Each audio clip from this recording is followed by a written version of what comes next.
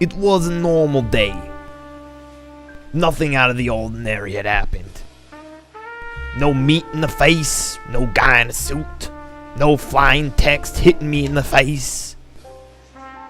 I rolled up a piece of paper and lit it up to make it look like I was smoking. Even though I don't have any cigarettes because I don't smoke.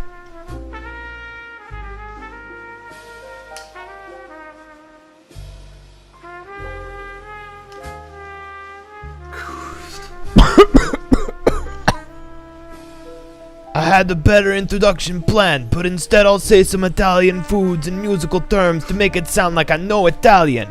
Crescendo spaghetti decrescendo pepperoni forte pizza tissimo.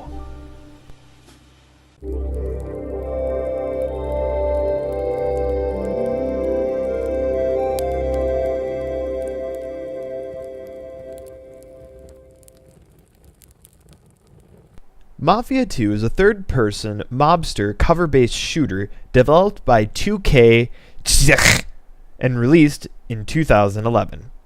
By the way, at the time that I'm doing this review, Czech has been working on Mafia III, which is said to be released October 7th, 2016.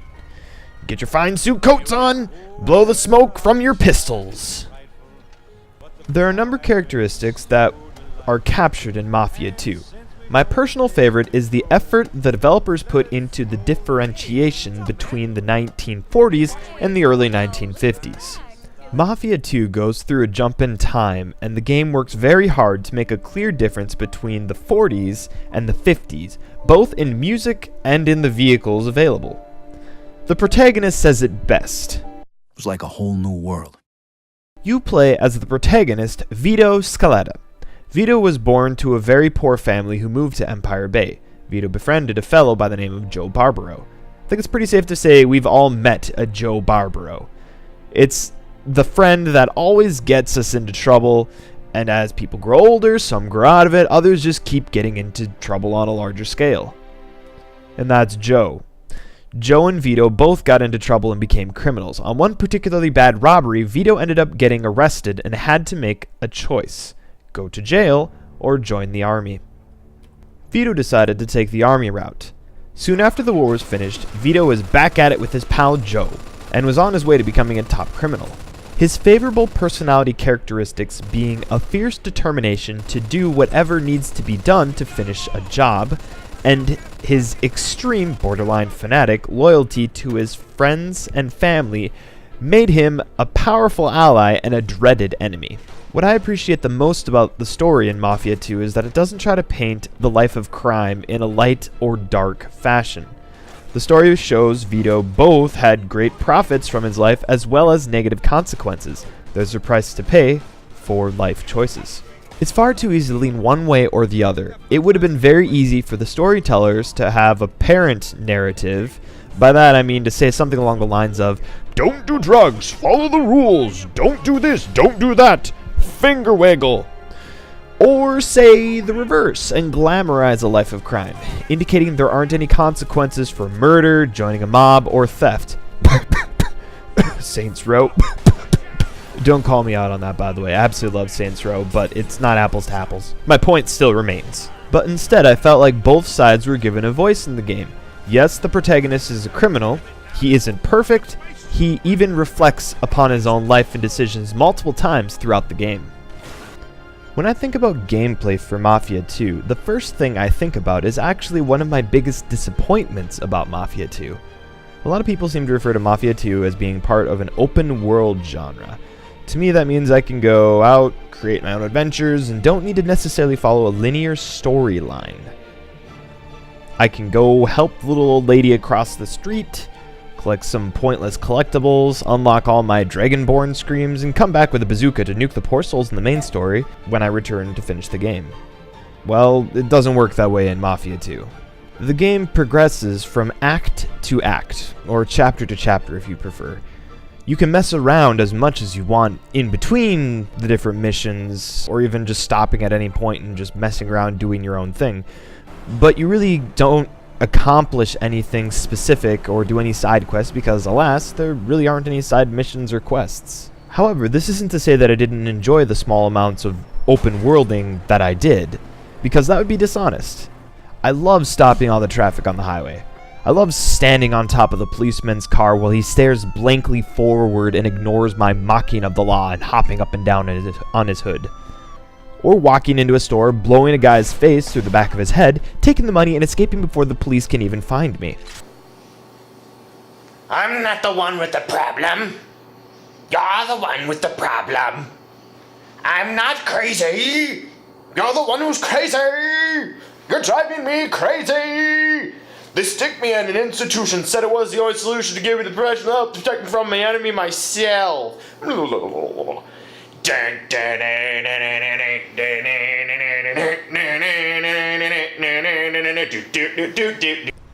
Next, we move on to driving. Before I tackle this sub-point, I think some personal backstory is required. Hey, I'm gonna keep telling you my stories are good until you believe me. I've always disliked driving in video games. My dislike probably stems from being particularly bad at F-Zero, Ridge Racer, Mario Kart, and Kirby's Air Ride, to name a few of the racing games we played. Since then, any game that required me to drive a car would definitely turn me away from it. I'd never even consider trying one. Well, along comes Just Cause 2 and Mafia 2. Innocent-looking games, guns, shooting, third-person shooters. Should be a safe bet. I should be pretty good at these games. Wrong, boy! There's driving in both of these games. I wish I could recreate the first few days of playing Mafia 2 and all the walls I scraped with the side of my car. Because good golly, Miss Molly, there ain't no dang walls safe from the terror which was Atra driving.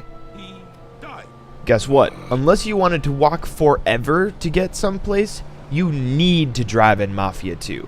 Atratzu was in a quandary. Learn how to drive in video games? Or give up and waste money I spent buying this game? If you watched my Super Meat Boy review, you already know there really wasn't a choice in the matter. So learn I did. Funny story. If you use the brakes and don't hold down the accelerator the whole time, you can actually drive in video games. Crazy, right? I mean, who would have known it? I didn't know it, but I'm sure every one of you knows it out there because you're not stupid like me and actually know how to play driving video games. Next, we move on to my forte, gunfights. I think your average gamer worth his or her weight in salt already knows a thing or two about pointing the gun at the enemy, fire, profit. But not everyone is familiar with cover-based combat. Thankfully, at this point, I'd played the heck out of XCOM The Bureau, so I was an expert in finding the closest wall and rubbing my face against it in a sweet love fashion. I lettered in it. The badge was a face stuck to a wall. The trick to cover-based combat is very simple. Find cover, stick your face in it, and then do what I call pop shots. Why does everything I say always sound like drug jokes? I've never even done drugs. By pop shots, I mean that is, you watch who you're shooting at, you wait until they stick their face out from cover, you pop out of your cover, take a shot, and then go back behind cover. Keep doing this until all things are dead. Or until you're passed out and drunk because you're doing the wrong type of shot. Next we have up is boxing. And this really isn't a big feature of the game, but it is something that you do quite common. You could almost call it a mini game of sorts. You could also call it hand-to-hand combat, anything like that. But apparently Vito is too good to do anything but throw punches. So I call it boxing. The nerve of these Mafia guys. Throw a kick! Wow, that was truly amazing. Fuck this. Yeah, that's right. Like said, the boxing is almost a minigame. Unless, of course, you want to piss cops off in the first chapter, take his gun, and then you're a criminal in the first chapter. Hey guys, I think I have a problem. A very serious problem. There are 3 elements in boxing in Mafia 2. Guarding by holding the spacebar, light punches by quickly tapping the attack button, and heavy punches by holding down the attack button. Later on you learn how to throw a counter, but I'll tell you how to do that right now. You guard, and then you wait for your enemy to attack. Once your enemy attacks, immediately after that, attack back. Bada bing, bada boom, bada bam, we're done with this section. We've already covered all the main features in Mafia 2. There are only a few more things to talk about. Some of the miscellaneous stuff you can do in Mafia 2 is steal vehicles, rob stores, or do side jobs to earn money. Not to disqualify what I've already said, the side jobs basically are grindy work jobs. Get this car, bring it to the dump man, earn a little money. Find a fancy car, bring it to the fancy guy at the docks, give it to him, earn more money. I happen to be pretty dumb when it comes to cars, so when it comes to identifying the fancy ones, I suck at it. So I find myself crushing more cars than trying to find fancy cars, because like I said, I just can't tell the difference. But it's not all bad news. If you're good at cover-based combat, you can rob all the things, and that's what I did. To rob a store, you walk in, point a gun at the clerk, pull the trigger, if you're a terrible human being, and rob the till. You don't need to shoot the person, you could just rob it, but if you're, I don't know, I'm a terrible human being, I'm sorry. I think I can squeeze in a few seconds to mention the DLC for the game. I've only purchased and played Jimmy's Vendetta and Joe's Adventures, because those were the required ones to get 100% of the achievements. Joe's Adventure was alright. You play as Joe for part of the game where Vito was, busy. I'm not gonna spoil it. Jimmy's Vendetta wasn't bad either. However, for an achiever, Jimmy's Vendetta is a pain in the neck. I racked up many of my hours because you need to get an achievement for driving a certain amount of distance in total. If you need more details about the DLC, I'll include a link to my Steam review for the DLC, but that's really about it. All in all, the DLC is not bad, but it's not much to write home about either. All in all, not what I would really want out of an open world game. I probably would refer to this game as a third-person shooter, strong narrative, or Mafia genre with some small open world themes. But no one can say I haven't gotten my money's worth out of the game, both in game time, entertainment, or achievements.